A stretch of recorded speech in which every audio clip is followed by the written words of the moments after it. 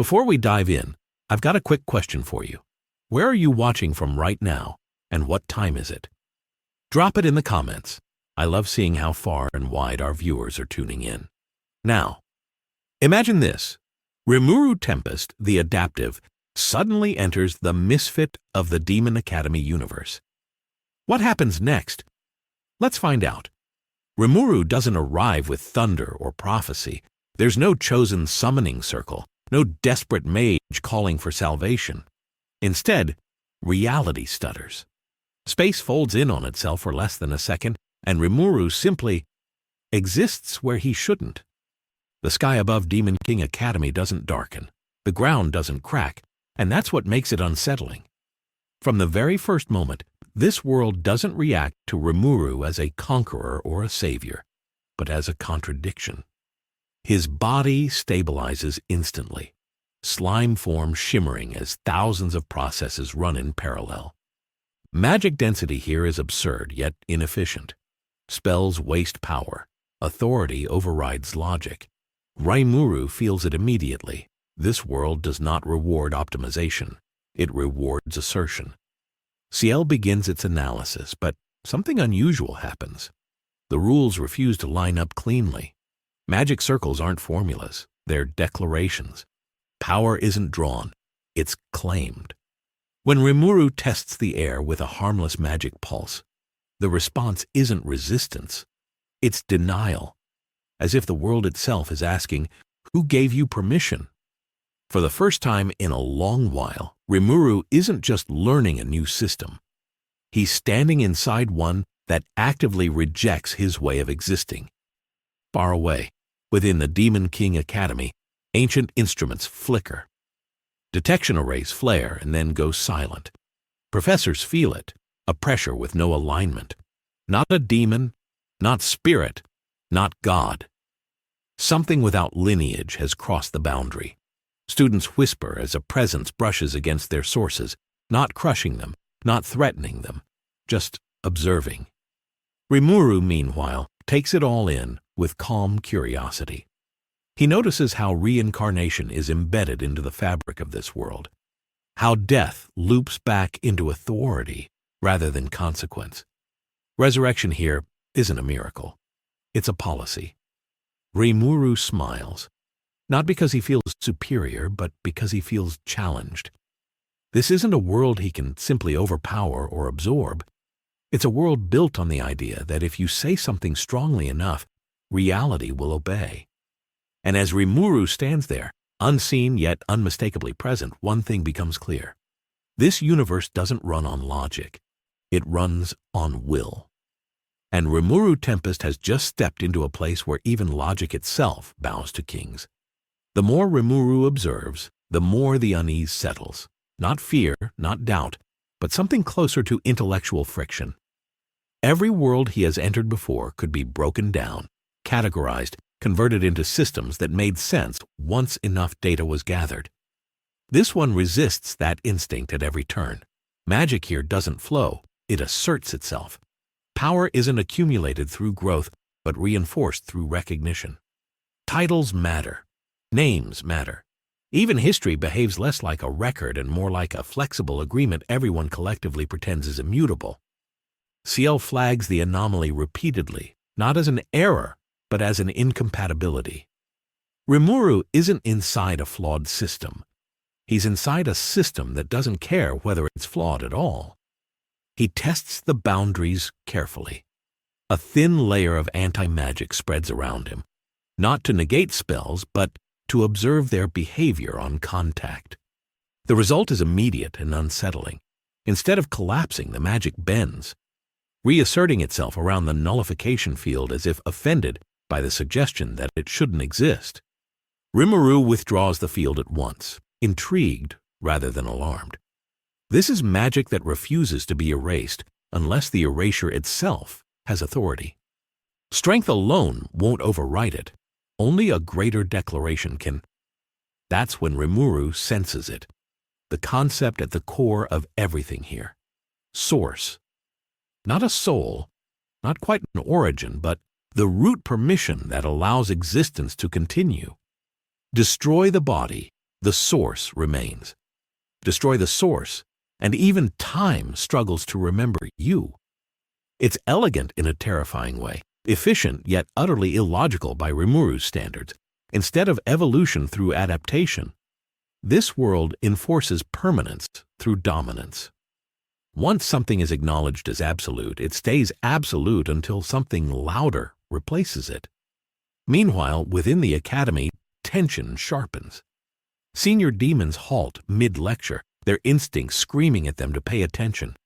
The air feels claimed. Not occupied, but recognized by something new. A few arrogant nobles laugh it off, dismissing the disturbance as a minor fluctuation, yet their sources tremble despite themselves. Others feel something worse, uncertainty, the kind that creeps in when your worldview realizes it might not be the only one that matters. Rimuru finally takes a step forward. With that single motion, space reacts, not collapsing, not resisting, but adjusting, as if making room for a guest it didn't invite. Each step leaves no footprint, yet the world remembers it happened. Rimuru isn't imposing his presence, he's coexisting with a system that hates coexistence. And that contradiction sends ripples far deeper than any explosion ever could. Somewhere, buried beneath layers of reincarnated history and rewritten legends, a certain demon king opens his eyes, not in alarm, not in anger, but in curiosity. Rimuru doesn't notice the attention immediately, and that in itself is dangerous. His presence hasn't announced itself through destruction or domination, so the world struggles to categorize him. To the Misfit universe, power is supposed to be loud. It is meant to crush, to overwrite, to declare supremacy so forcefully that resistance becomes meaningless. Rimuru does none of that. He simply is. And that quiet existence begins to gnaw at the foundations of a society built on absolutes. CL continues to work, parsing fragments of information from ambient magic, historical residue, and the lingering echoes of reincarnated souls.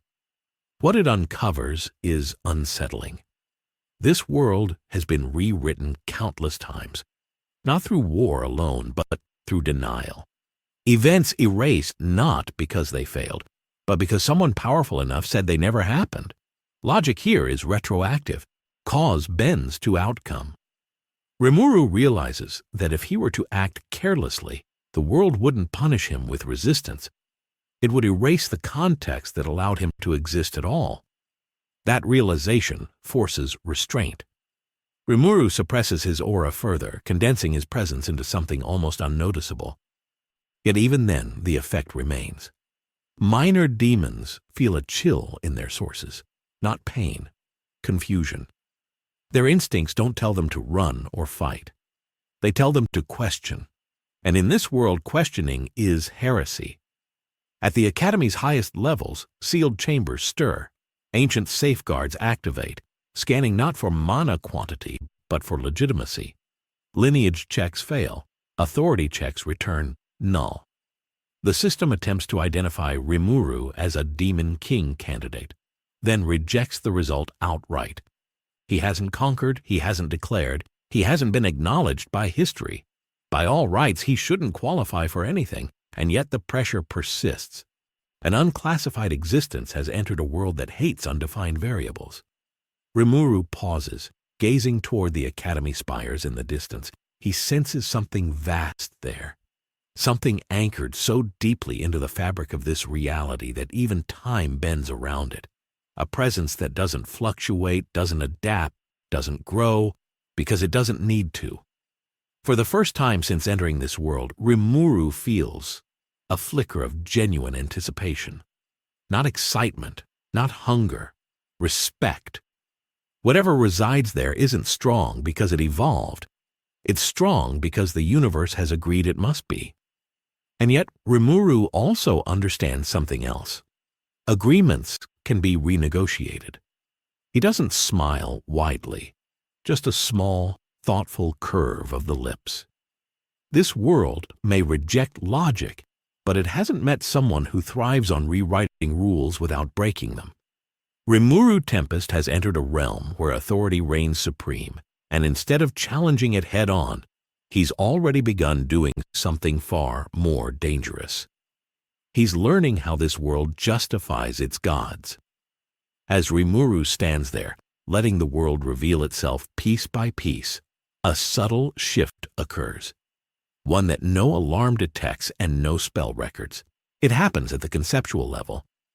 The Misfit universe, built on rigid declarations and inherited absolutes, is being observed without reverence, not worshipped, not challenged, simply understood. And for a reality that demands acknowledgement to function, that indifference is unsettling. CL completes a provisional framework, not a solution, but a translation. Sources are not power cores, they are permissions, a right to exist enforced by the world itself. Anos Voldigoad's supremacy isn't just strength, it's legitimacy etched into the structure of reality. Rimuru absorbs this silently, recognizing the danger. Predation won't work here. Absorption without consent would provoke a backlash not from enemies, but from existence itself. This is a world where reality fights back when it feels disrespected. Rimuru finally allows a fraction of his presence to surface, not an aura, not killing intent, but a declaration of self. The reaction is immediate. Space tightens. Magic laws stiffen as if bracing. The world doesn't attack him, it evaluates him. For a brief moment, Rimuru feels something pressed against his being, not force, but judgment. And then, unexpectedly, the pressure eases. The system doesn't accept him, but it doesn't reject him either. A loophole, a gray area, exactly where Rimuru thrives.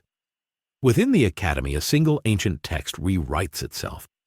A line appears where none existed before, describing an existence that entered without origin and remained without erasure. No one notices, yet history has begun making room. Rimuru exhales softly. He understands now. This world isn't one he can conquer through battle. It's one he must earn recognition from, or quietly outgrow. And somewhere at the peak of this hierarchy, a demon king who defines absolutes has undoubtedly felt that hesitation, the slightest delay in the world's certainty. Rimuru turns away from the open ground and begins moving toward the Academy, steps measured, presence contained. He isn't here to overthrow a system that worships authority. He's here to introduce something far more dangerous, a variable. Because once a world accepts even a single exception, absolutes stop being absolute.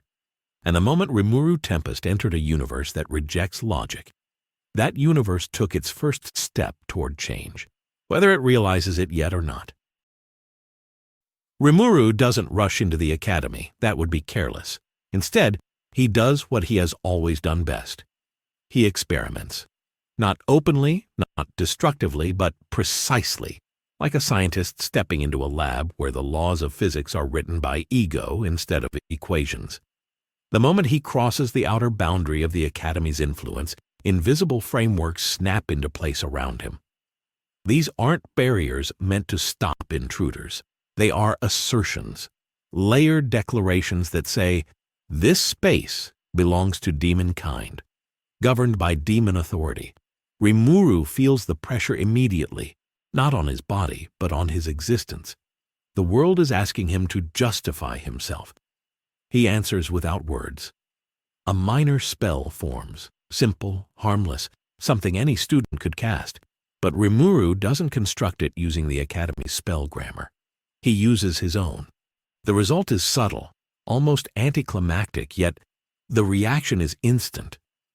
The surrounding magic destabilizes, not because it was overpowered, but because it failed to recognize the structure of what Rimuru just did. For the first time, the system hesitates. Seal registers it as confirmation. This world's magic does not counter strength. It counters unfamiliar legitimacy. Rimuru escalates carefully. He activates a fragment of thought acceleration and layers it with parallel processing, observing how source-based magic responds when confronted with something that adapts faster than authority can reaffirm itself. The spells don't break. They insist. When Rimuru attempts partial nullification, the magic reasserts its existence by drawing deeper from its source, as if saying, I exist because I am allowed to. It's not resistance, it's entitlement. That's when the true clash becomes clear. Rimuru's abilities evolve through interaction. They learn, optimize, and improve by responding to threats. But Source Authority doesn't evolve. It overrides. It doesn't care how refined or efficient Rimuru becomes. If the Source says something must exist, it does. If it says something must end, it ends. Two philosophies collide in silence, one built on infinite adaptation, the other on absolute permission.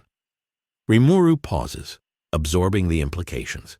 If he treats sources as enemies, the world will treat him as an intruder. But if he treats them as data, as rules instead of rulers, then this clash isn't unwinnable. It's just unfamiliar. And as Rimuru stands there, skills quietly evolving in the background, one thing becomes certain. This isn't a battle of power levels. It's a battle over who gets to decide what allowed even means. Rimuru adjusts his approach. Direct interference only strengthens the world's insistence on authority, so he shifts to observation layered with subtle influence. Instead of negating spells, he lets them complete, and then studies the aftermath. Every incantation leaves behind a residue, a faint echo of permission reaffirmed. Ciel catalogs these echoes, mapping how sources reinforce themselves through repetition and belief. Power here isn't just exercised, it's remembered. The more something happens, the more real it becomes. History itself functions like a feedback loop. Rimuru tests this theory with a carefully controlled anomaly. He allows a defensive spell to strike him fully, offering no resistance. The impact disperses harmlessly across his form, yet something interesting happens. The spell hesitates at the moment of contact, as if confused by the absence of expected consequences. No damage, no defiance, just acceptance. The source flickers, not weakened, but momentarily uncertain. Ciel flags it instantly. Authority, when unopposed, expects submission or destruction. Neutrality creates ambiguity, and ambiguity is a crack. Within the academy, professors begin to notice inconsistencies. Spell readings return normal results, yet outcomes feel off. A few senior demons sense it in their sources, like a phrase spoken too many times, suddenly losing its meaning. They tighten their control, reinforcing their spells with more authority, more declaration. Ironically, this only accelerates Rimuru's understanding. Every reinforcement reveals another layer of how source authority stacks, overlaps, and contradicts itself. Rimuru's skills respond in kind, not by forcefully evolving, but by specializing. Ciel begins restructuring his abilities to interact with sources indirectly, treating them not as cores to be consumed, but as contracts to be parsed. A new internal framework forms, one that interprets authority as a condition rather than a law. Rimuru doesn't need to break a source if he can operate within its blind spots. He experiments again, this time manifesting a skill effect that doesn't negate or resist, a phenomenon that simply wasn't accounted for. The world doesn't reject it. It struggles to classify it. For a split second, the Academy's magic infrastructure stalls, unsure whether to suppress, acknowledge, or ignore what just occurred.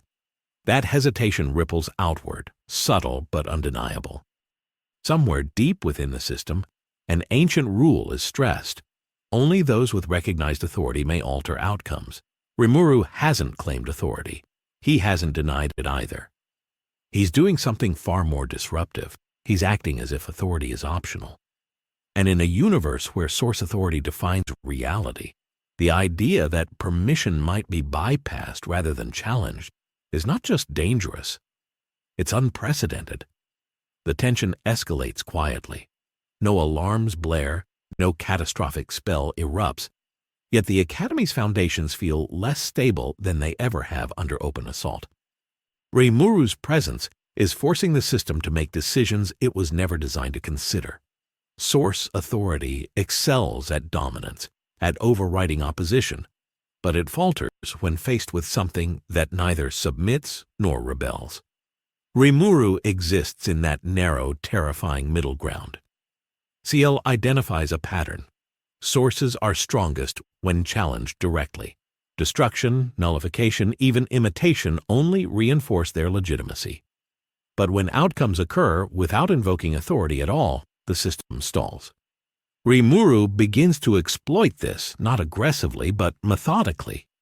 He allows events to resolve themselves through probability manipulation, micro-adjustments in causality that don't violate any explicit rule, yet sidestep the need for permission. The world responds with confusion rather than resistance. A high-ranking demon attempts a dominant spell nearby, meant to crush weaker beings through sheer source pressure. Rimuru doesn't counter it. He simply shifts the local conditions so that the spell's declaration never finds a target that qualifies as lesser. The spell completes and does nothing. The demon staggers, not injured but shaken. His source hasn't been damaged, yet its authority has failed to produce an outcome. That contradiction lingers like a bad aftertaste. Rimuru's skills continue to evolve, not explosively, but with surgical precision. Each adjustment is smaller than the last, yet exponentially more impactful. Ciel begins building what can only be described as a source-agnostic operating layer, a way for Rimuru's abilities to function without triggering the world's defense mechanisms. He's no longer reacting to source authority. He's quietly routing around it. Inside the academy, senior figures sense something deeply wrong. Reports surface of spells behaving inconsistently, of outcomes failing to align with expectations. For a society that equates authority with certainty, unpredictability is unacceptable. Emergency councils convene. Some argue for immediate suppression. Others hesitate, sensing that outright hostility may provoke consequences they don't understand. Rimuru, meanwhile, feels the gaze of something immense settle upon him. Not hostile, not curious in a human sense, evaluative. The pressure doesn't come from the Academy's infrastructure, but from a presence woven directly into the world's core. A being whose source doesn't just grant authority, it defines it. Rimuru recognizes the difference instantly. This isn't another rule enforcer. This is the rule everyone else borrows from. He doesn't flinch. If anything, his focus sharpens. This is the axis around which the entire system turns. Understanding this presence won't come through combat or analysis alone. It will require something more delicate, interaction without confrontation. As Rimuru continues forward, skills refining in silence, one truth becomes undeniable.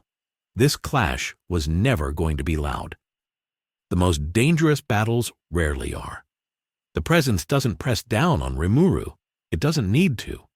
Its authority is so deeply ingrained that resistance would be pointless, and submission would be automatic for anyone else. Rimuru feels the weight of it in a different way, like standing before a natural law that has never been questioned. This is what source authority looks like at its purest, not power that conquers, but power that is assumed. And in that moment, Rimuru understands why this world functions the way it does. When absolutes exist, adaptation becomes unnecessary. Ciel finishes a critical recalibration. Instead of framing Rimuru's skills as entities that grow stronger, they are redefined as processes that coexist. They don't challenge authority, don't negate it, don't override it. They operate in the gaps, those infinitesimal spaces where even absolute rules require context to function. Rimuru isn't above the system, and he isn't beneath it. He's adjacent to it, a parallel logic running alongside a world that never anticipated competition at the conceptual level. Rimuru takes one final test. He releases a controlled effect, something simple, something undeniable. A result with no visible cause, no spell, no declaration, no authority invoked. Just an outcome.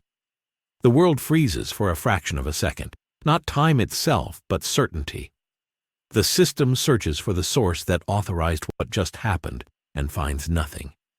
No violation is detected, no rule is broken, yet the result exists. That moment changes everything. Deep within the fabric of reality, source authority compensates, It doesn't attack Rimuru. It doesn't erase him. Instead, it does something far more telling. It adjusts. A new conditional forms, subtle enough that only beings of the highest order would notice. The system has acknowledged an exception without naming it. And once an exception exists, absolutism is no longer complete. Rimuru exhales slowly, sensing the shift. He hasn't won, not even close. But he's achieved something more important. He's proven that this world can be interacted with without kneeling to its hierarchy. Skill evolution hasn't overpowered source authority, but it has forced it to adapt, if only slightly. Somewhere at the peak of the academy, a Demon King smiles, not in amusement but in recognition. A system that has stood unchallenged for ages has just encountered something it cannot simply erase. And Rimuru Tempest, having completed his quiet experiment, steps forward, ready to see what happens when authority meets evolution not as enemies, but as equals. By now, Rimuru's presence is no longer subtle. Though he has not declared war nor attacked anyone, the very fact that he exists has begun to ripple through the Demon King Academy like a silent earthquake. Students, once confident in their hierarchy and lineage, find themselves pausing mid-step or mid-spell. Their sources quiver, not from direct interference, but from uncertainty. A junior demon practicing a simple fire incantation suddenly sees his spell fizzle, not because of failure, but because it cannot reconcile Rimuru's presence with the rules it has always obeyed. Murmurs spread like wildfire. Did he just exist there? Why didn't the magic respond? Is he even real?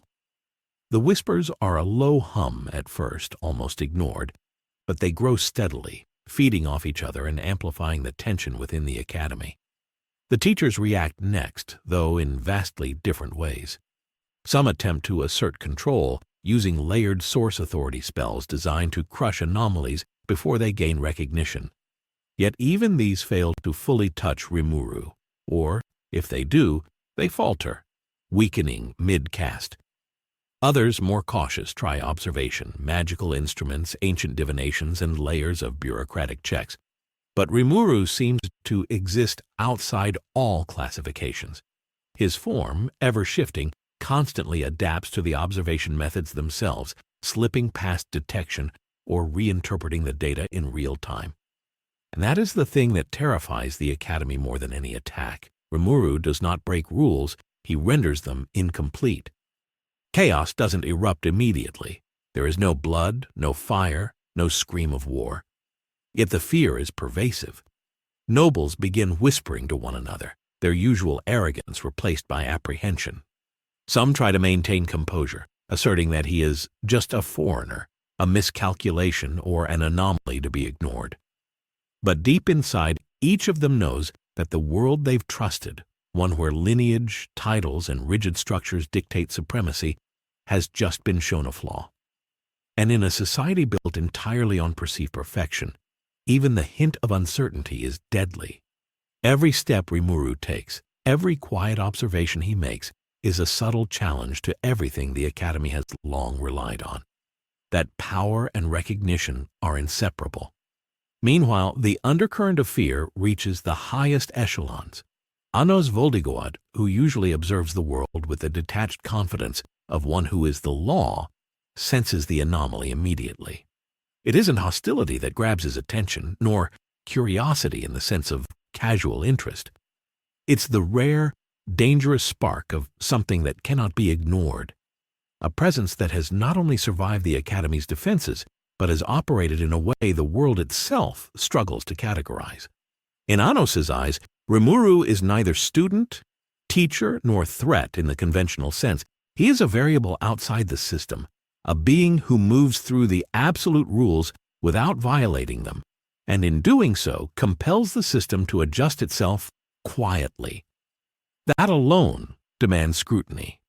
Anos watches from a distance at first, letting events unfold while subtly probing with his source. He does not need to intervene yet. The ripple caused by Rimuru's quiet existence is enough to reveal the patterns of his adaptability. Anos's curiosity is methodical, calculated. He studies Rimuru's interactions with the Academy, noting every hesitation in the magic, every anomaly in source alignment, every ripple in causality. And he recognizes it immediately. Rimuru is not simply powerful, he is strategically insidious, a being whose strength is inseparable from his understanding of the system. Unlike typical challengers, Rimuru doesn't aim to overthrow or dominate directly. Instead, he evolves in real time, shaping and adjusting without triggering outright conflict. The Academy, unaware of the observer at the top, continues to falter. Certain nobles try to issue edicts, claiming that this foreigner must either submit or be destroyed. They send champions, each with years of training and an intimate knowledge of source authority, to confront him. Rimuru meets them calmly, not with overwhelming force, but with precise, effortless counters. Each counter is subtle. Sometimes a spell is redirected, sometimes the opponent's source subtly readjusts, leaving them baffled. No one dies, yet no one succeeds. The sense of powerlessness spreads, rumors multiply. Students begin to question what they have learned. Teachers question the efficacy of their layered protocols, and the hierarchy itself begins to wobble. Anos continues observing, but now his curiosity intensifies. There is a pattern in Rimuru's behavior that is impossible to ignore. Whereas other beings provoke the Academy's systems with raw power, Rimuru provokes it with intellect, adaptability, and control. He does not attack, yet he cannot be ignored. He does not dominate, yet he cannot be defeated. Anos senses a rare kinship here, an external authority that is entirely self-sufficient yet capable of influencing others without enforcing submission. In essence, Rimuru moves like a sovereign without needing the world to acknowledge him, while the Academy moves like an empire dependent on constant recognition and obedience. This contrast fascinates Anos. He leans back slightly, a faint smile playing at the corner of his lips, watching as the Academy struggles to categorize Rimuru. In his long existence, he has never encountered a presence that causes such subtle dissonance without actively challenging him. Most threats announce themselves with explosions, crises, or rebellion. For Rimuru, he simply exists, and that existence is enough to shake the foundations of a world built on absolute certainty. And in Anos's eyes, curiosity transforms into something more dangerous, an expectation. Not an expectation of attack, not an expectation of defiance, but an expectation of a rare challenge, a puzzle to unravel, and perhaps an equal to recognize. The whispers throughout the Academy continue to grow, and the tension becomes almost palpable. Rimuru walks through the halls, unnoticed by most, yet observed by all. Students can feel it instinctively. This is not a person to be trifled with. Teachers glance at one another, unease replacing their usual confidence. And in the shadows of the tallest spire, Anos leans forward, eyes narrowing, mind already plotting the first interaction with this anomaly. The stage is set for the moment when curiosity becomes confrontation, and the Academy, for the first time in centuries, realizes that the world they thought was unshakable might not be unshakable at all. Rimuru's presence continues to ripple through the Academy, but he remains deliberate, almost serene, moving as though he's merely taking a stroll rather than provoking panic in an entire school.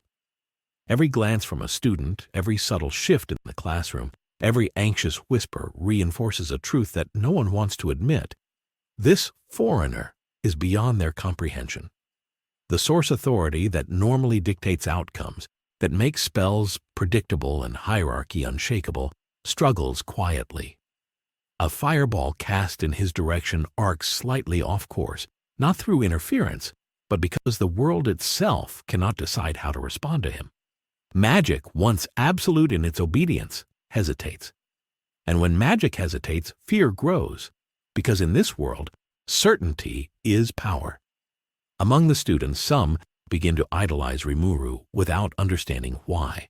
A few of the misfits, the ones often dismissed by their peers, notice that he does not flaunt his abilities, does not bow to the hierarchy, and yet moves with a confidence that the Academy cannot ignore. Even minor interactions with him feel like lessons. A spell misfires near him. Yet instead of anger, he offers a small nod or a gesture that doesn't correct but teaches. The subtlety is maddening. The students realize instinctively that he is beyond rank, lineage, and even source authority in a way that defies their understanding. They can sense his adaptability, the quiet efficiency of his mind, and the fact that nothing they attempt seems to truly corner him. Meanwhile, the Academy's leadership scrambles. The higher-ranked demons convene in hurried councils, trying to interpret reports that do not make sense. He isn't a student, one argues. He isn't a known spirit or weapon. He isn't even a true demon by lineage. Yet others are more concerned. He doesn't fight, yet nothing stands against him. How do we contain someone who doesn't even obey the rules? Strategies are proposed, spells of erasure, summoning of elite enforcers, even attempts to banish him. But every plan fails to gain consensus. Authority itself begins to fracture at the edges because Rimuru's very existence defies the assumptions the system relies on. From a distance, Anos observes, utterly unthreatened yet deeply intrigued.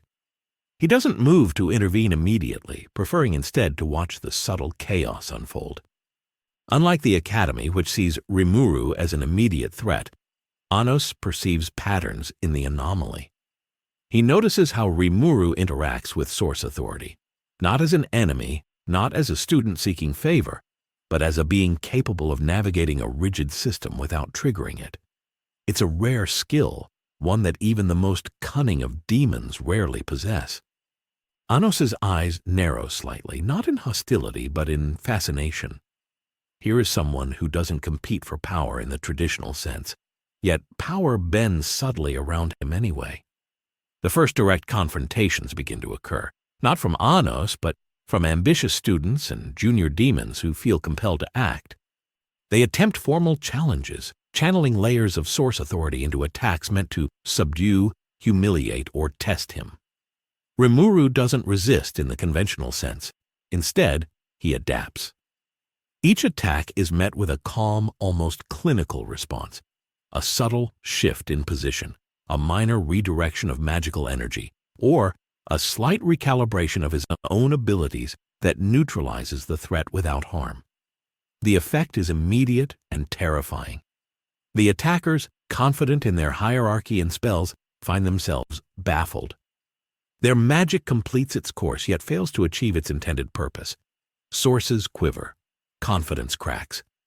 The fear spreads, subtle but unstoppable. Where once the Academy students walked with arrogance, now they hesitate, watch one another nervously, and wonder if everything they've been taught about rank, power, and lineage is meaningless. Teachers feel the tension in their own sources, sensing that the anomaly in their midst is not just strong, but conceptually disruptive. And in the shadows, Anos continues to watch, leaning back slightly, a faint smile touching his lips. He recognizes Rimuru not as a rival, but as something more dangerous, a variable outside the system capable of forcing the Academy and perhaps even him to reconsider what is possible. This tension doesn't explode, it simmers. Fear spreads not through violence, but through recognition of the unknown. The Academy has faced threats before, but never one who doesn't behave like a threat at all.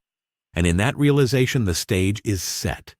Anos's curiosity, once mild, now sharpens into intent. He will not let this anomaly go unexamined. The quiet fear that Rimuru has seeded in the Academy is exactly what draws Anos forward, preparing both the observer and the observer for the inevitable confrontation that promises to redefine power itself. The Academy's fear intensifies with every passing hour. What was once structured and predictable begins to feel fragile. Teachers rely on centuries of established hierarchy.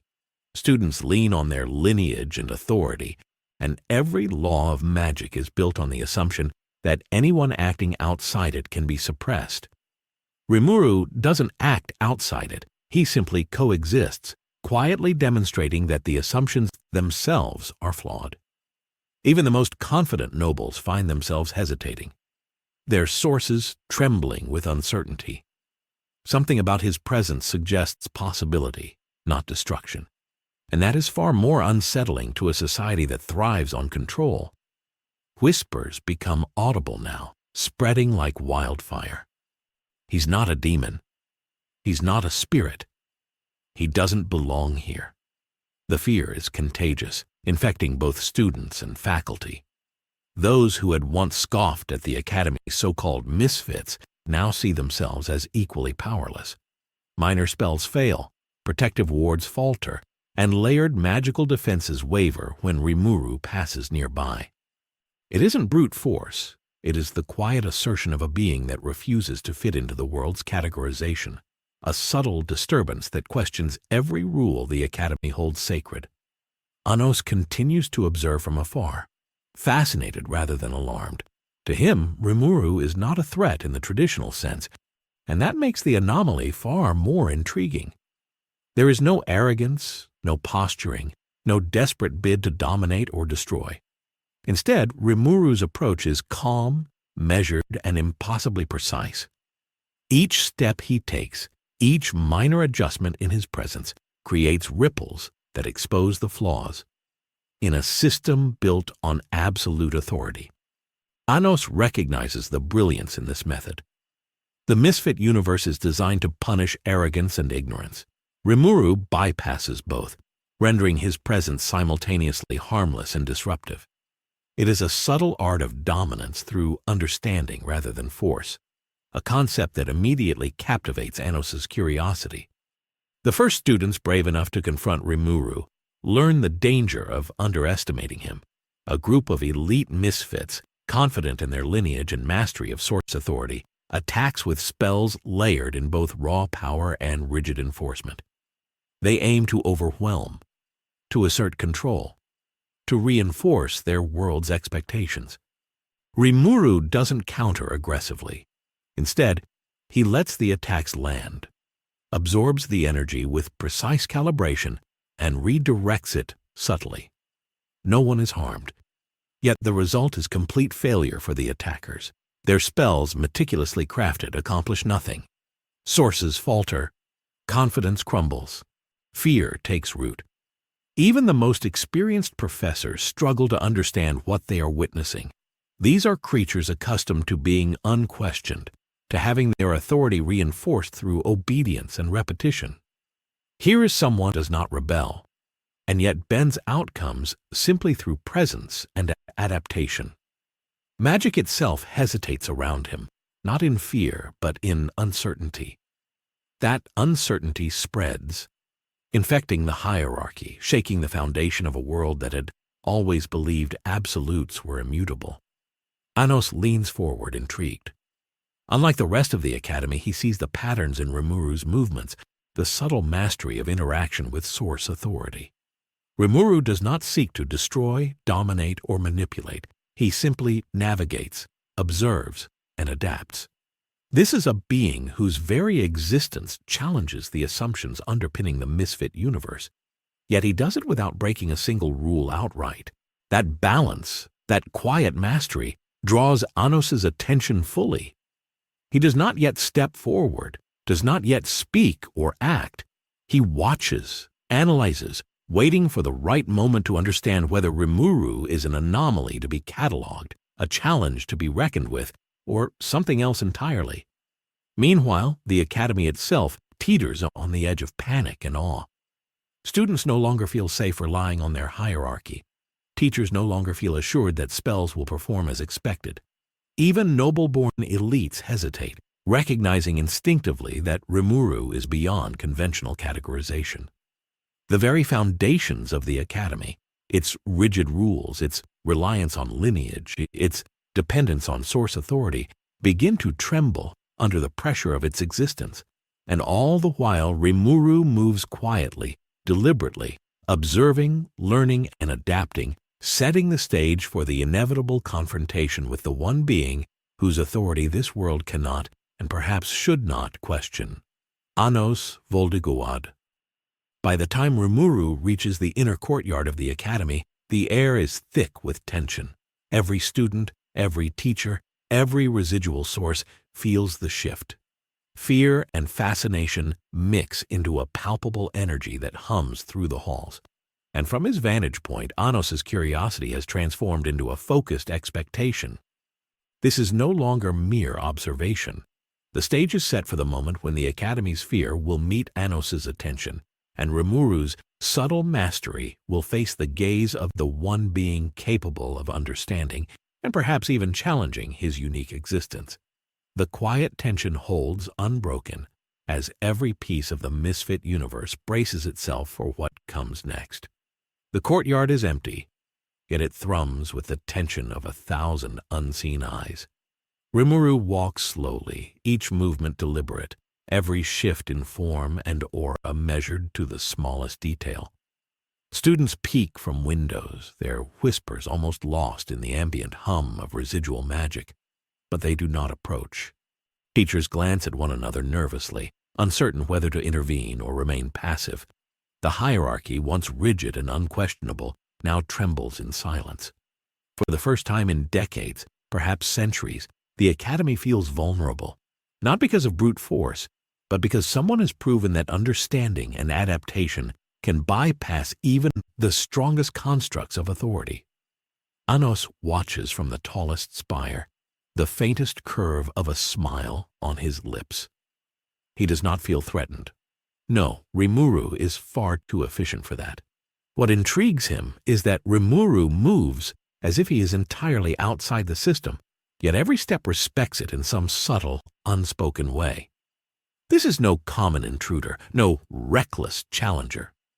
This is someone who has comprehended the Misfit universe at its core without needing to assert himself violently.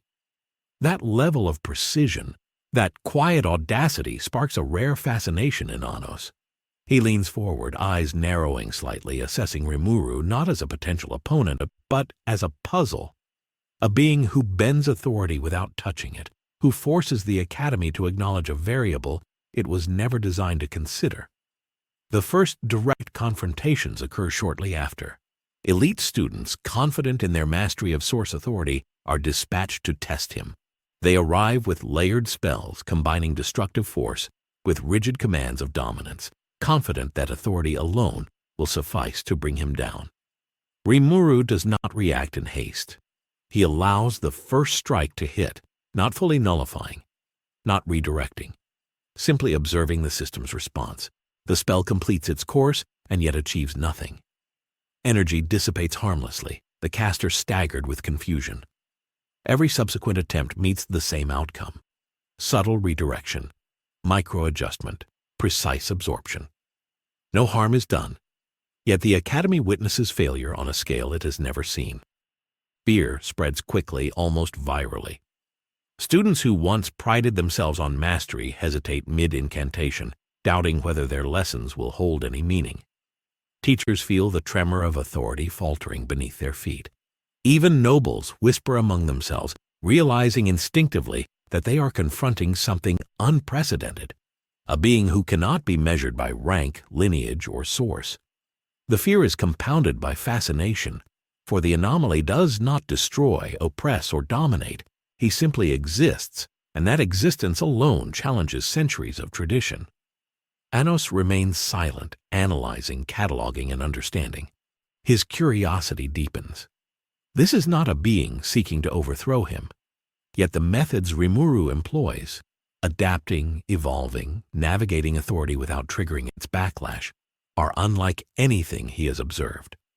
Anos recognizes the brilliance of this approach. Rimuru's skill is not in raw power, but in interaction with the system.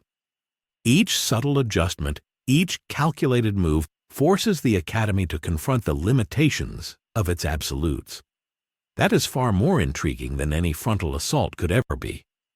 The tension reaches its peak as Rimuru approaches the inner spire, the symbolic heart of the Academy's authority. Sources tremble in silent acknowledgement of his approach, and the students and faculty collectively hold their breath. Even the ambient magic, normally predictable, wavers as if uncertain how to respond. Anos's gaze fixes on Rimuru, a spark of recognition lighting his eyes. Here stands a being who moves through a world built on unyielding absolutes without breaking them, who forces adaptation rather than confrontation, and who embodies a type of mastery that commands attention without uttering a word. At that moment, the Academy realizes it is no longer in control. Fear grips every level, but so does awe. The realization that someone can exist, operate, and even thrive without submitting to or rebelling against the established order is almost too much to bear. And above it all, Anos leans forward from his spire, curiosity now fully ignited. This is no mere anomaly. This is a being whose existence has the potential to redefine the very concept of authority within the Misfit universe. Rimuru stops at the center of the courtyard, standing quietly, his aura calm yet perceptible, his presence undeniable. The Academy waits in suspended disbelief, and Anos watches with sharp, deliberate focus. Two forces now occupy the same plane. The Academy trembling in fear at a disruption it cannot classify, and Anos poised with curiosity at a variable that challenges even his comprehension. The stage is set for the inevitable meeting of minds and power, a moment where observation will shift into direct engagement and where Rimuru Tempest's quiet mastery will finally encounter the gaze of the one being capable of truly understanding it. And in that tense stillness, the Misfit of the Demon Academy stands on the precipice of transformation. Authority and adaptation, fear and curiosity, tradition and anomaly, all converge in a moment pregnant with possibility. The Academy, for the first time, realizes that the world it has long relied upon may not be absolute, and that one being's quiet existence can force even a demon king to pay attention. The stillness breaks, but not with chaos or alarm. It begins as a subtle vibration in the air, barely perceptible to the students and teachers frozen in the courtyard. A presence unlike anything they have ever sensed settles over Rimuru, a weight that presses not on his body, but on his very existence. Anos Voldigoad has decided that observation is no longer sufficient. Curiosity has transformed into action. He does not approach with anger nor with hostility. This is not a test of strength in the conventional sense. It is an assessment of essence, of adaptability, of whether Rimuru's mastery over subtlety and logic can withstand the raw authority of a demon king who has never known defeat. Rimuru senses it immediately, though he does not flinch. The pressure is not hostile. It does not demand obedience. Instead, it evaluates, probing for inconsistencies, searching for weaknesses not in skill, but in conceptual structure. Magic around him distorts as the aura of Anos extends, touching the layers of existence that Rimuru has quietly adapted to. It is a sensation unlike anything Rimuru has felt in any universe. This is not predation, not combat. This is a universe itself, filtered through the will of a being who is more than the sum of his power, questioning whether Rimuru has the flexibility, the insight, and the subtle audacity to operate under conditions even he cannot alter. Without warning, the first test begins, not through conventional attack, but through reality itself. A localized reversal of causality pulses outward from Anos's presence. Time fractures within a small radius, causing spells Rimuru has relied upon to misfire, abilities to loop on themselves, and his perception to momentarily stutter. For a brief moment, even Rimuru's calculations hesitate. This is a level of testing beyond brute force. It is existential. Each fraction of a second is a challenge to his very approach to adaptation. If he fails to adjust, the world itself will correct him, or erase him. Rimuru responds with calm precision. He does not resist blindly. Instead, he observes the rhythm of the fracture, the subtle patterns hidden within the disruption. Each time the universe attempts to correct itself, he mirrors it in micro-adjustments, a shift in his form, a recalibration of skill interactions, a tiny redirection of ambient magic to compensate for temporal distortion. He doesn't undo Anos's interference, and he doesn't fight it. He works with it. And that is what unnerves the Academy more than anything. A being capable of thriving in conditions where the rules themselves have been bent by absolute authority. Anos intensifies the test. Sources are distorted, connections to lineage and magic are disrupted, and even death is used as a variable. For a brief, terrifying instant, Rimuru dies, not permanently, but as a test of his system's resilience under total negation. He vanishes from the observer's perspective, his physical form erased as though it had never existed. The world waits, tense, expecting him to be gone. But then, almost instantaneously, Rimuru reconstitutes himself. Not simply revived, but improved. The subtle tweaks he implements as he returns are not immediately visible, but they ensure that each subsequent test is even more efficient, more resilient, more precise. The Academy witnesses this in awe and horror. Each student who thought themselves capable of confronting an anomaly realizes they have not even scratched the surface of what Rimuru is.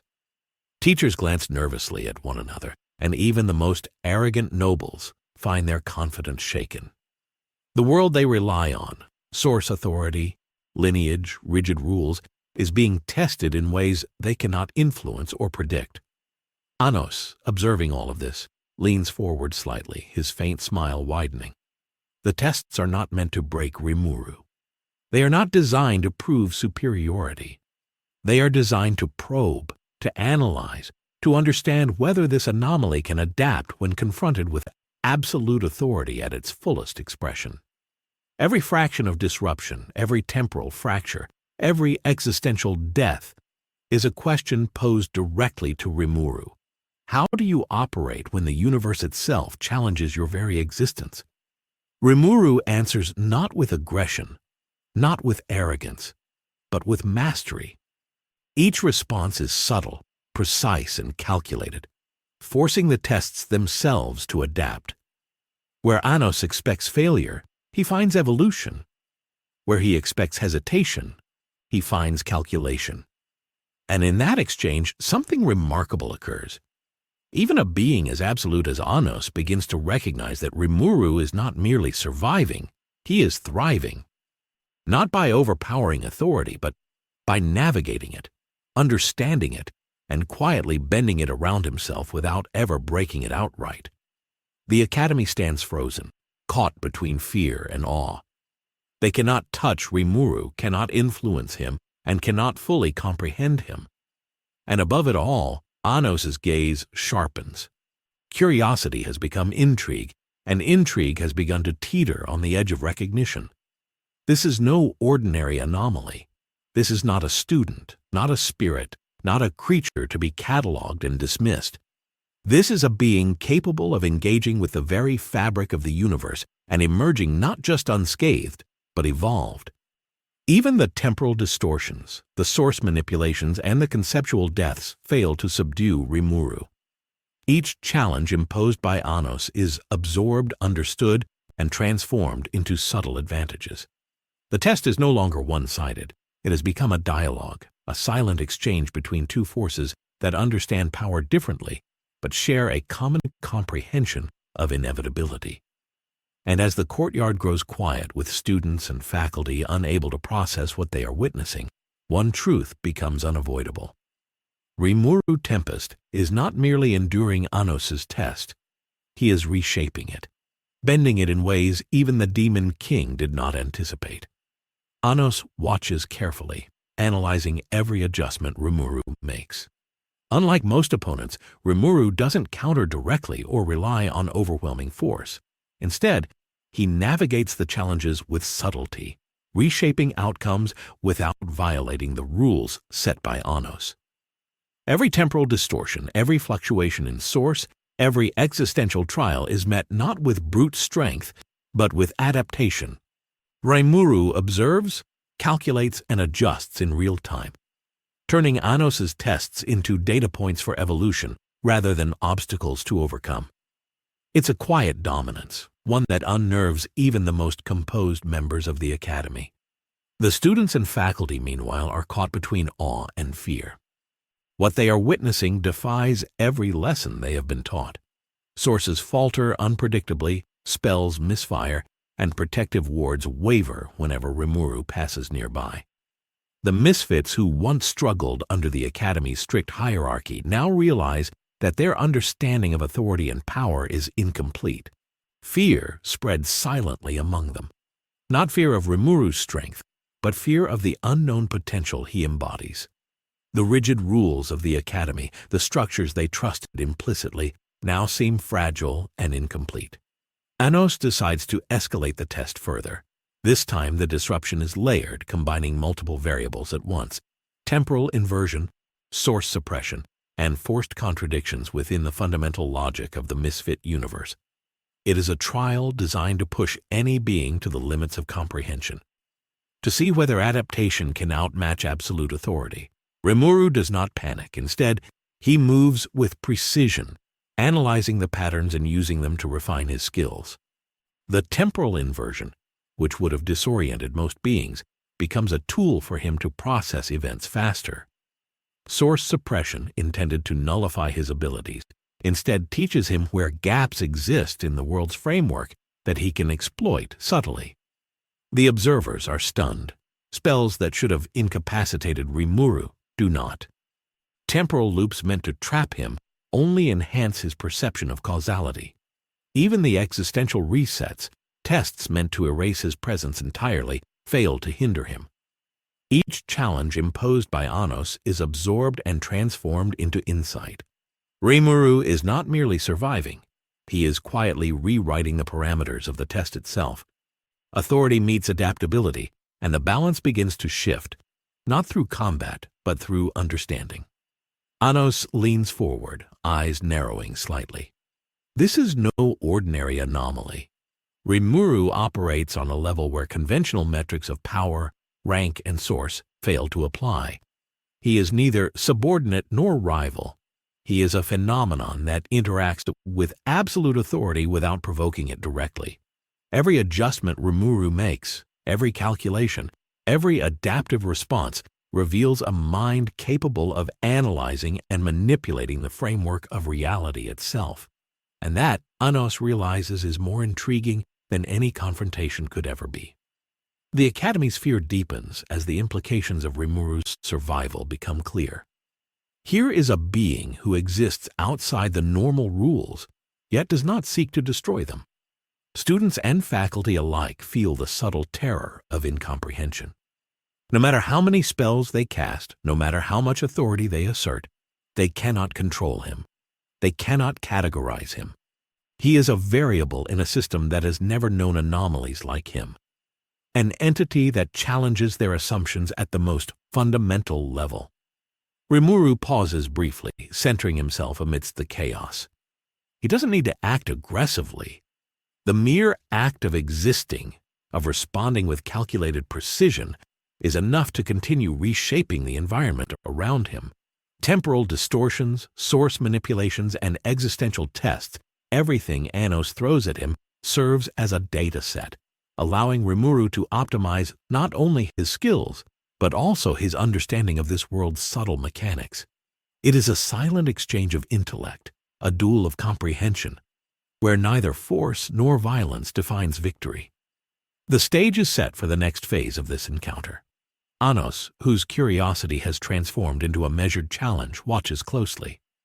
Rimuru, having adapted to every test so far, stands ready, not to fight, but to demonstrate the quiet mastery that has always defined him. The Academy, once confident in the unshakable power of source authority, now trembles under the weight of uncertainty. Fear and awe intermingle, and for the first time the students, teachers, and nobles realize that what is happening before them is not a battle of strength, but a confrontation of principles, adaptability versus absolute authority, logic versus assertion, evolution versus hierarchy.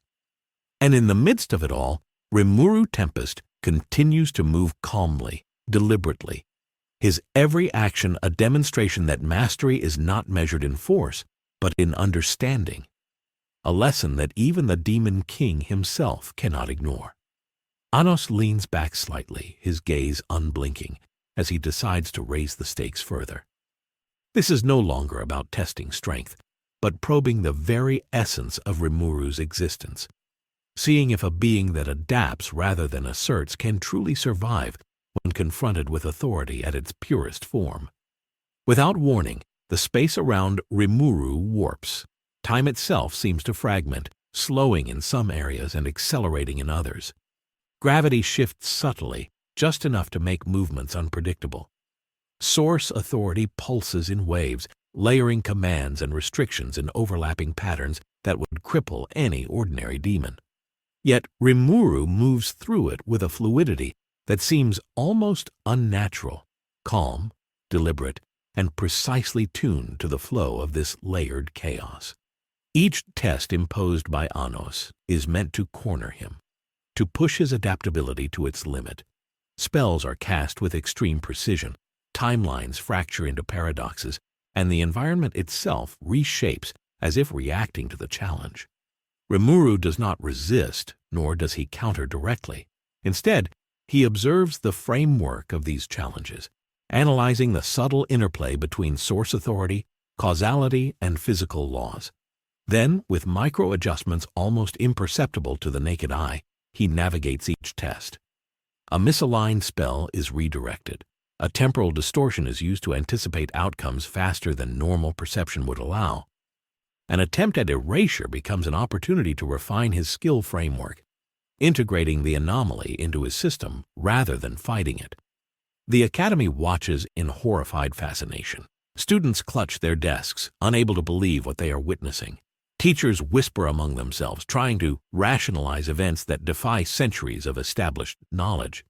Even nobles, who have long relied on lineage and source supremacy to assert dominance, feel a creeping unease.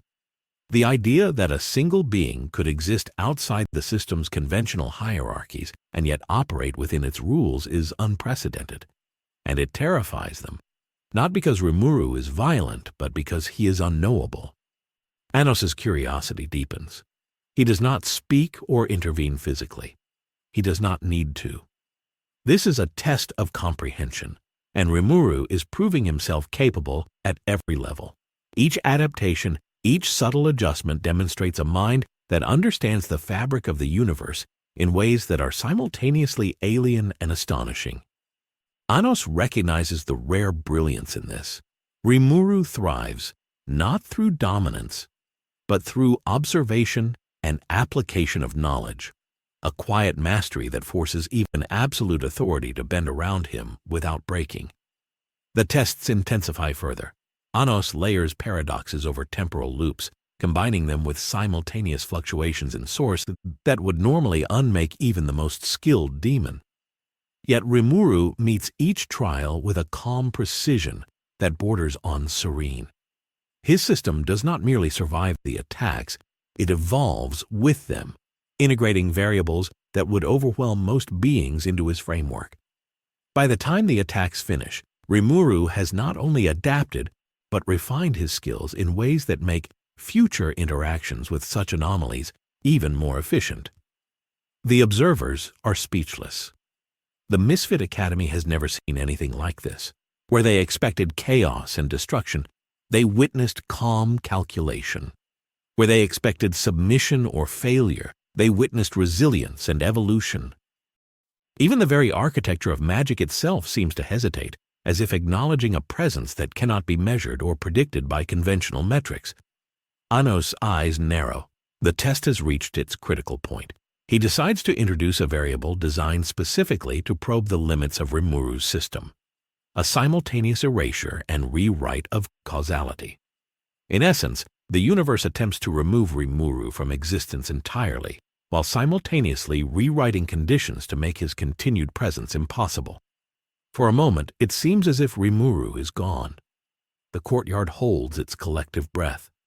Students feel the weight of annihilation itself, and even teachers fear that a being capable of surviving this might be beyond comprehension. And then Rimuru returns, not just restored, but evolved. Subtle adjustments in his form, skill interactions, and source perception ensure that the next potential test would be even more efficient, even more precise. Anos leans forward, the faintest smile returning. This is no ordinary anomaly. This is a being whose mastery of adaptation and understanding challenges even the very concept of absolute authority.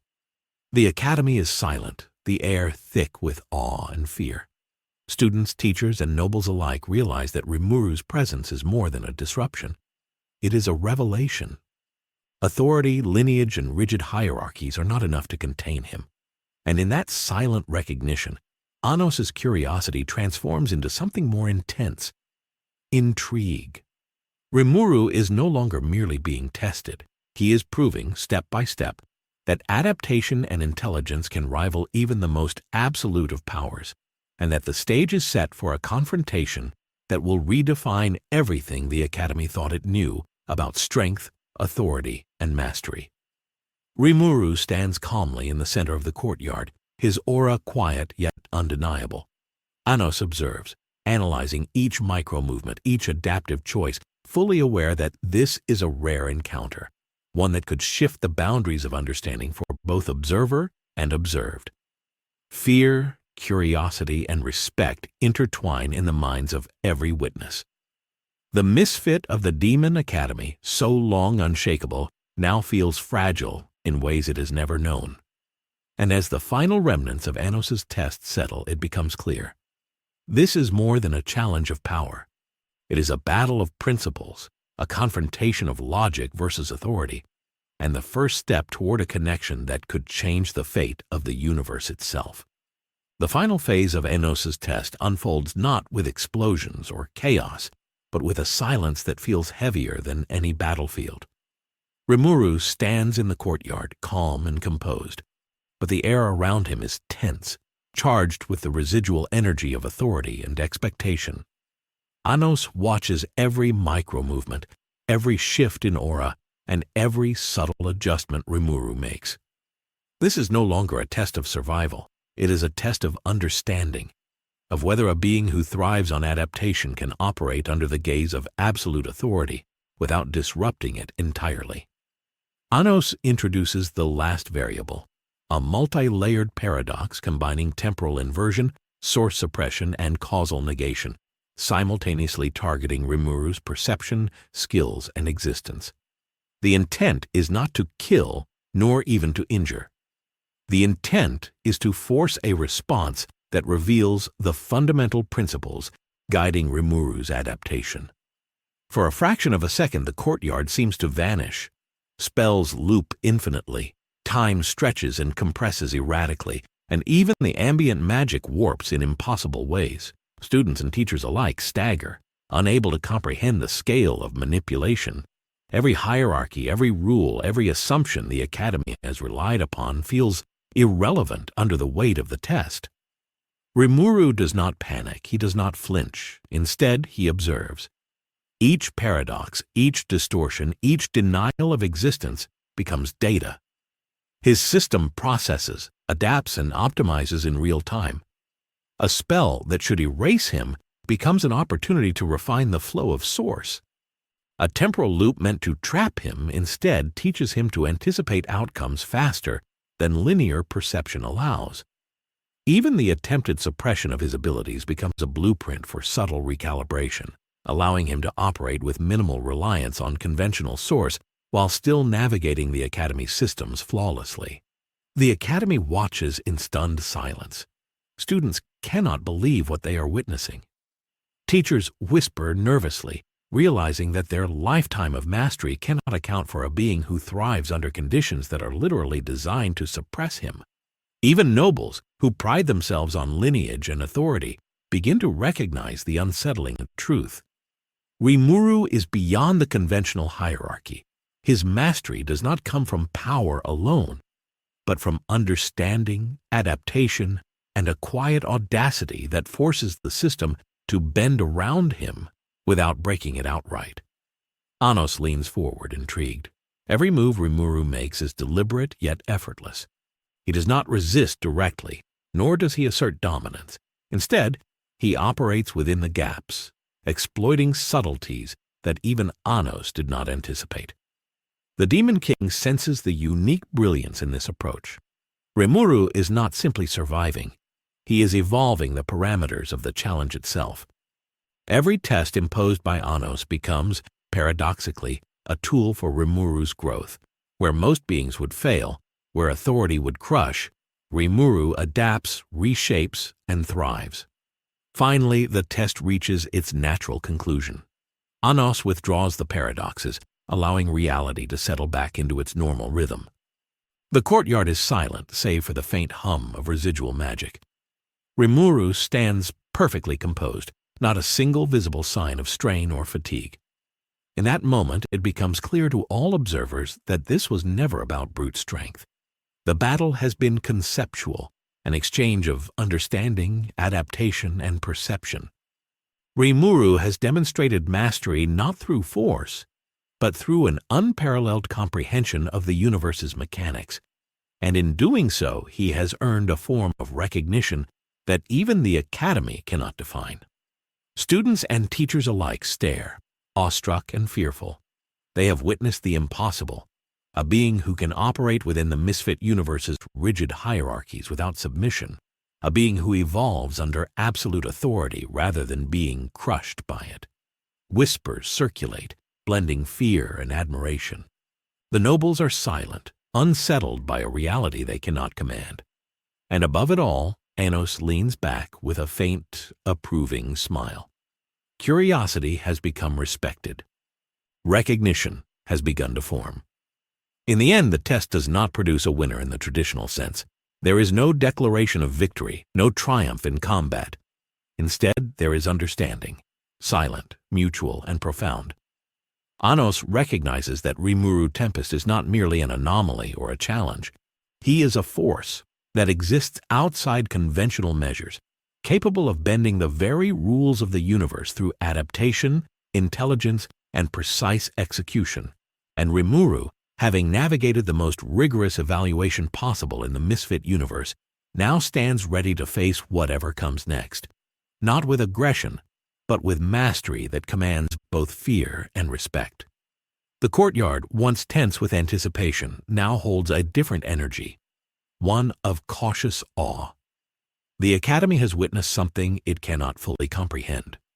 Students and teachers alike feel the subtle weight of a lesson far greater than any spell or hierarchy could teach.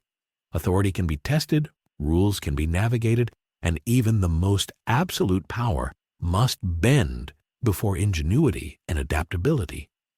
And somewhere at the top of the spire, Anos's gaze lingers on Rimuru, recognizing that the true encounter has only just begun, a meeting of minds and mastery that promises to reshape the understanding of power, authority, and the very nature of the Misfit universe itself.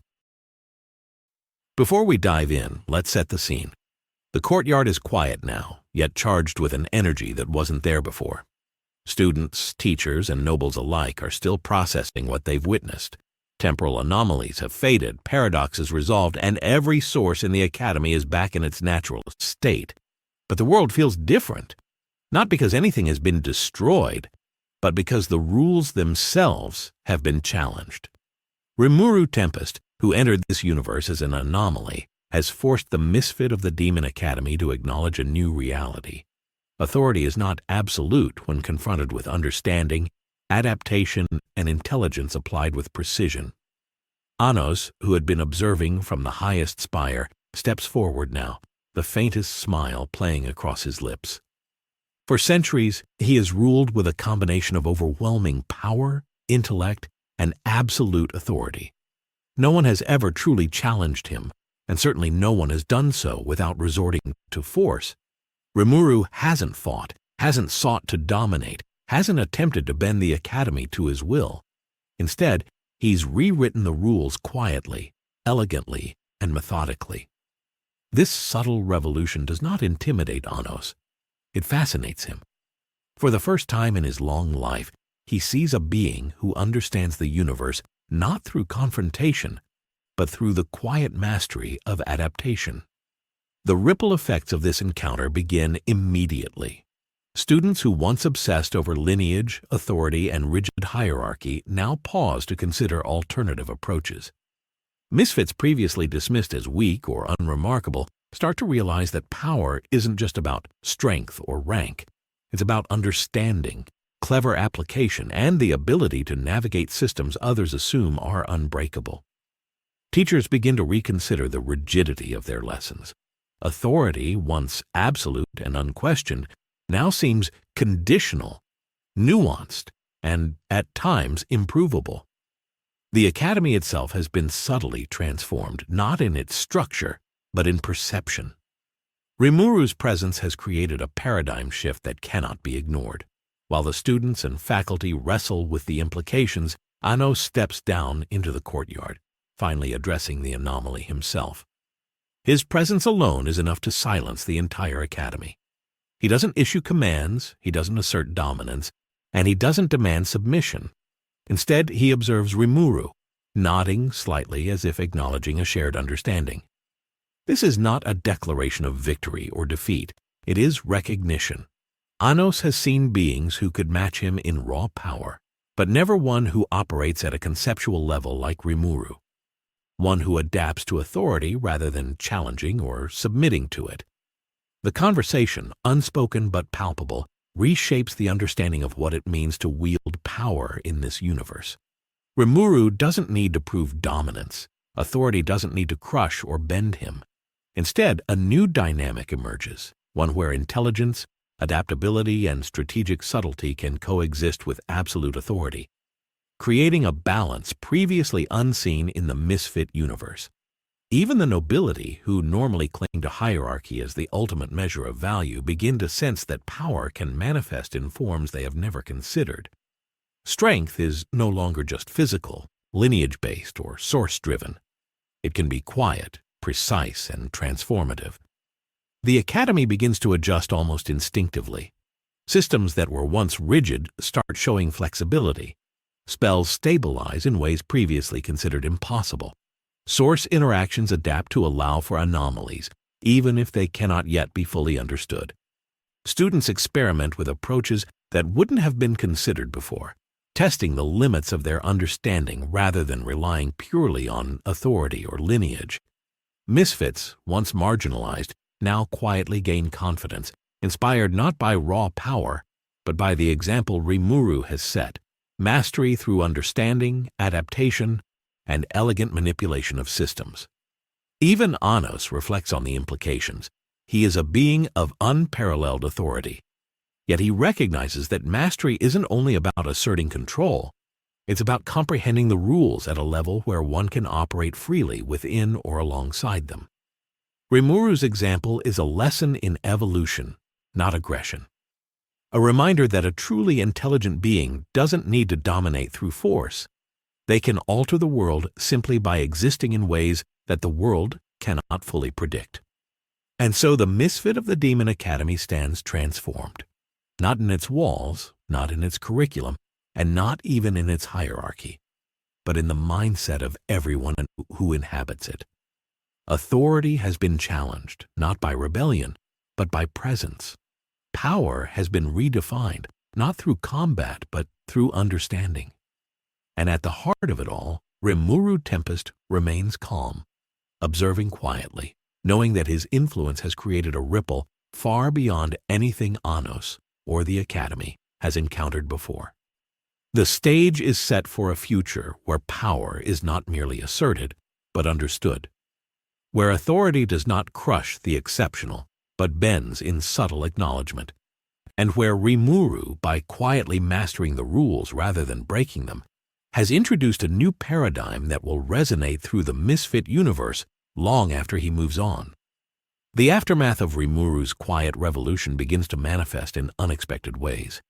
In classrooms, students who once relied solely on lineage or brute force now experiment with creative combinations of magic and strategy. Small misfits who had previously struggled to survive in the academy suddenly discover new ways to interact with Source, subtly bending the rules without ever breaking them. Even minor spells are executed with precision and insight previously unseen at their level. The academy, long a fortress of rigid hierarchy and unquestionable authority, now hums with a tentative curiosity.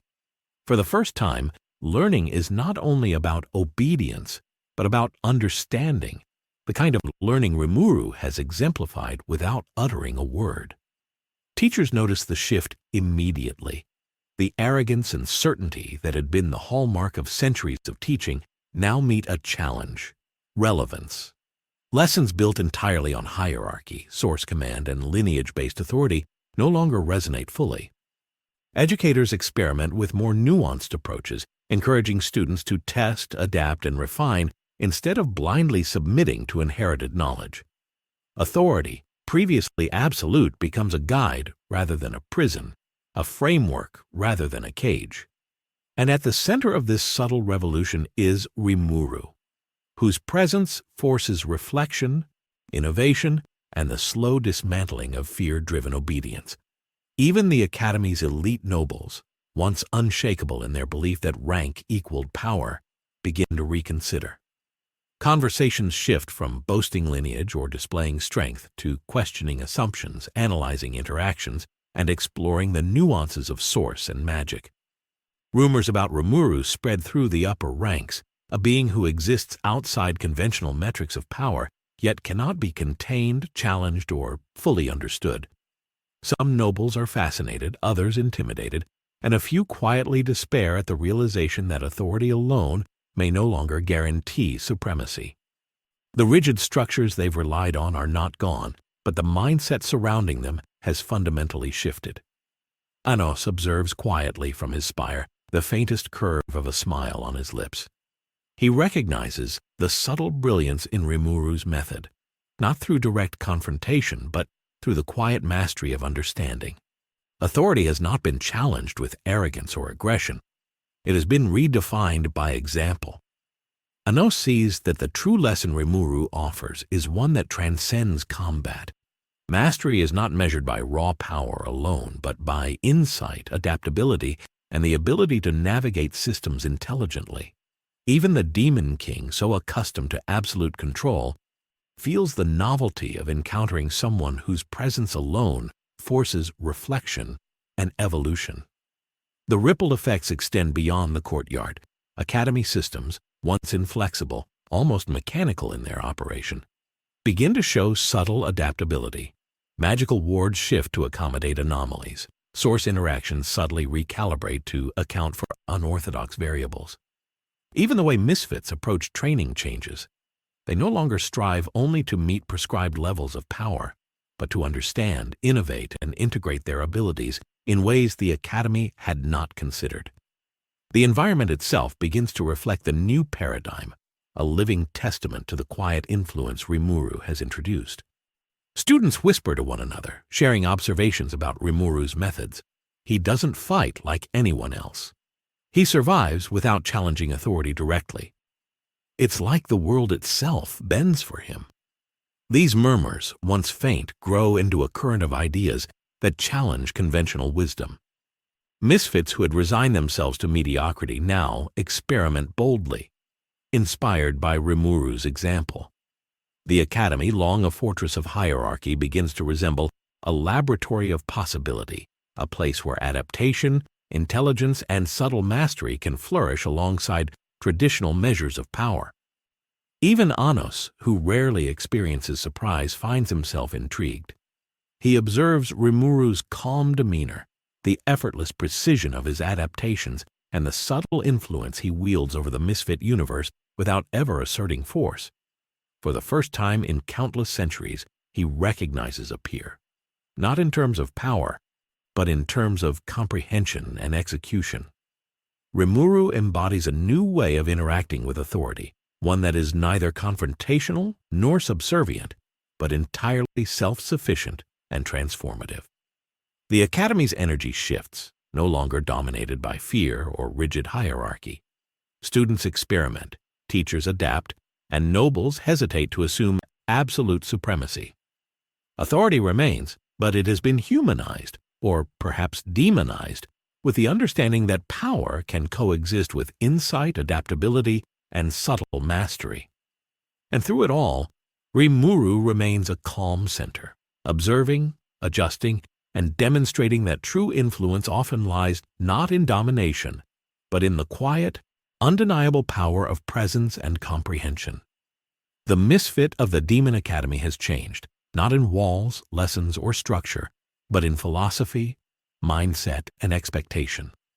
Rimuru Tempest has introduced a paradigm where authority and adaptation coexist, where intelligence can rival dominance, and where mastery does not require aggression. The ripple of this encounter will be felt for generations, reshaping the way power, learning, and hierarchy are understood throughout the universe. The subtle revolution Rimuru has sparked continues to unfold like a tide rising beneath the surface. Students experiment boldly, mixing unconventional combinations of source manipulation and spells, testing interactions that previously would have been forbidden or deemed impossible. The misfits, once overlooked, ridiculed, or dismissed, begin to find their own paths to mastery. They don't mimic Rimuru, nor do they attempt to challenge him directly. Instead, they internalize the lesson he has imparted without words. Authority and power are tools to be understood, adapted to, and integrated, not merely followed or resisted. Teachers, too, begin to adapt. Lessons that once focused exclusively on obedience, hierarchy, and rote mastery are reshaped to encourage innovation, critical thinking, and observation. They realize that rigid rules, though effective for maintaining order, are insufficient to fully cultivate true potential. Rimuru's presence has provided an example that authority itself can evolve, stretching without breaking, if approached with intelligence and subtlety. For the first time, instructors begin to see misfits not as liabilities to be disciplined, but as potential innovators capable of navigating the Academy's systems in new and unexpected ways. Even the elite nobles cannot ignore the shift. Their confidence, once rooted entirely in lineage and dominance, is quietly challenged. Rumors about Rimuru spread quickly, a being who navigates the misfit universe with precision, who adapts to challenges rather than brute forcing them, and who forces even Anos Voldigoad to watch and acknowledge his mastery. Some nobles feel threatened, others curious, and a select few begin to reflect on the limits of their own understanding. They sense that raw authority and lineage are no longer absolute measures of potential, and that intellectual mastery can coexist with, or even surpass, traditional hierarchies. Anos observes all of this, intrigued and quietly impressed. He recognizes that Rimuru's influence is not exerted through force or dominance, but through example and subtle mastery. Unlike most beings he encounters, Rimuru challenges not the physical limits of the world, but the conceptual foundations of authority itself. The Demon King realizes that this encounter has revealed something profound. Power is not solely a matter of strength or lineage. True mastery lies in the ability to understand, adapt, and navigate the rules of reality itself, an insight Rimuru embodies flawlessly. The Academy begins to feel different, almost imperceptibly at first. Magic interacts with the environment in subtly new ways. Spells that once required strict adherence to hierarchy now respond more flexibly to creative input. Wards and protections, previously rigid, adjust dynamically to unexpected variables. Even the air seems charged with the latent energy of possibility. Students feel it in their fingers when casting, teachers see it in their classroom demonstrations, and nobles sense it in the hierarchy they once thought absolute.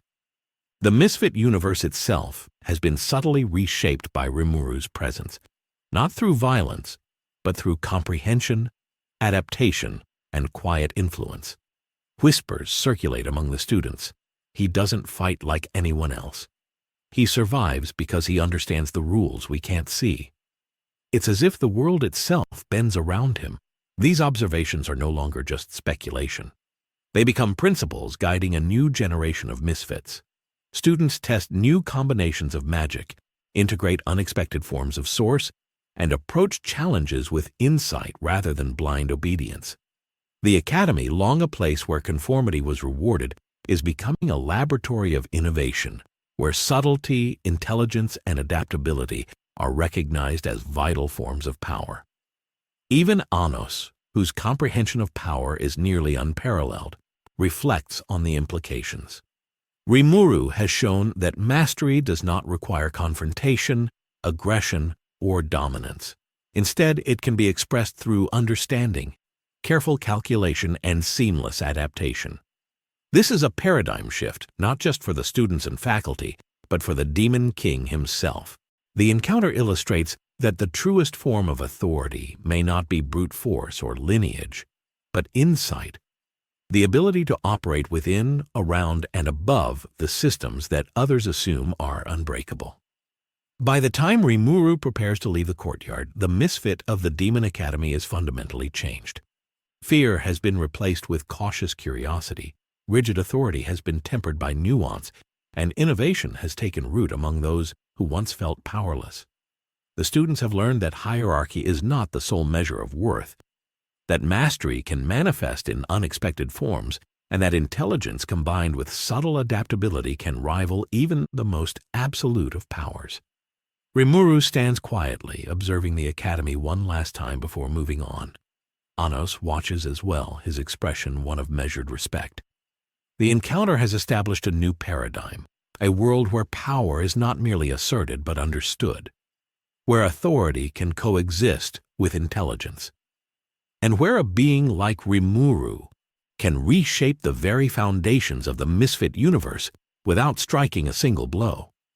In that silent acknowledgement, a new era begins, one defined not by dominance alone, but by comprehension, adaptability, and the quiet, undeniable mastery that Rimuru Tempest embodies. The final moments of Rimuru's presence in the Misfit of the Demon Academy leave a lingering impact that is almost palpable. Students and faculty alike are still processing the lessons of the past hours. Where there had been fear, now there is cautious respect. Where there had been rigid hierarchy, now there is curiosity and experimentation. The subtle, almost imperceptible way Rimuru has challenged the very concept of authority has created a ripple effect that will influence generations of misfits to come. No one needed to fight, no spells needed to explode, and yet the message was delivered perfectly. Mastery lies not in domination, but in comprehension, adaptability, and execution with precision. Even the students who had once considered themselves powerless feel a spark of confidence they've never experienced before. Misfits who struggle to navigate the Academy's rigid systems now experiment with new strategies, finding innovative ways to manipulate source, adapt spells, and think critically about the rules that govern their world. Teachers notice the shift, guiding lessons less with rigid adherence to tradition and more with encouragement for independent thought and creative problem-solving. Authority remains, but it is no longer an unyielding force. It is a framework to be understood, adapted to, and even leveraged. Nobles, too, feel the subtle tremors of change. The realization that lineage and raw source alone do not define potential shakes the foundations of their assumptions. Rumors of Rimuru's approach and his quiet, flawless mastery spread quickly among them. Some nobles are intrigued, seeing the opportunity to refine their understanding. Others feel unease, recognizing that their long-held dominance may no longer be absolute. And even Anos, the Demon King himself, watches with a mixture of fascination and respect. Where Rimuru has demonstrated a principle rarely observed in the Misfit universe, that true mastery can exist outside the conventional measures of power and still influence the entire system profoundly. The Academy, for all its walls, halls, and systems, feels different now. Magic itself seems to respond with subtle flexibility, as though acknowledging a presence that has forever changed its understanding. Spells are executed with a new sense of fluidity. Wards and protections adjust dynamically to unforeseen variables, and students feel the thrill of discovery rather than the pressure of rigid compliance. The Misfit of the Demon Academy has not been broken. It has been evolved. Authority has been tempered by intelligence. Hierarchy has been softened by innovation. And the world itself seems richer, more complex, and infinitely more intriguing for those who inhabit it. As Rimuru prepares to depart, he glances back at the courtyard. taking in the students experimenting with new spells, teachers refining their lesson, and nobles hesitating thoughtfully over their assumptions. He does not gloat, does not assert dominance, and does not need to. His presence alone has shifted the paradigm. He has redefined mastery, power, and authority for everyone who witnessed him, not through violence, but through understanding, precision, and adaptation. Even Anos approaches briefly, nodding in silent acknowledgement, recognizing the rare brilliance of a being capable of challenging the Misfit universe's absolutes without confrontation. And so, as Rimuru Tempest moves on, the Academy remains. But it is no longer the same.